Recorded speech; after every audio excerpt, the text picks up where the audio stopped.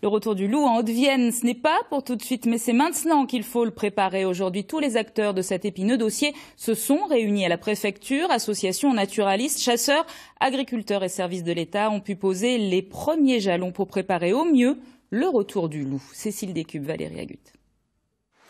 Le loup va arriver en Limousin. C'est pour éviter le plus possible de subir des prédations dans les troupeaux que l'État a mis en place cette cellule de veille pour la Haute-Vienne. Elle réunissait une trentaine d'organisations dont certaines sont vivement opposées au loup et trouvent que cette réunion n'a pour l'instant pas servi à grand-chose. On nous propose des solutions de financement, des concertations. Alors bien sûr, on va faire des études de vulnérabilité.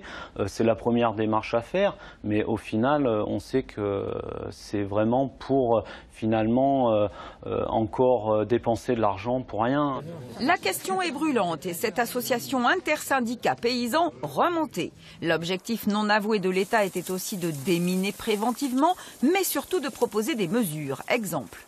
Il sera proposé à chacun d'entre eux de désigner un correspondant loup dans leur structure, de manière à ce qu'on puisse, en 2019, tout au début de l'année 2019, pouvoir former un peu plus spécifiquement ces correspondants loups, pour que sur le département de la Haute-Vienne, eh bien, on dispose d'un réseau de veille.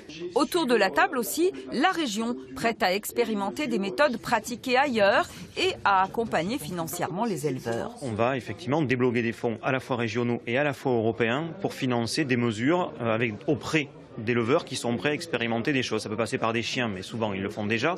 Ça peut passer par des enclos, ça peut passer par des méthodes d'effarouchement sonore, etc. Il y a des dizaines de choses qui sont notamment utilisées dans les abruzzes en Italie. Il faut être très clair, on n'a pas d'autre choix de toute façon que cohabiter.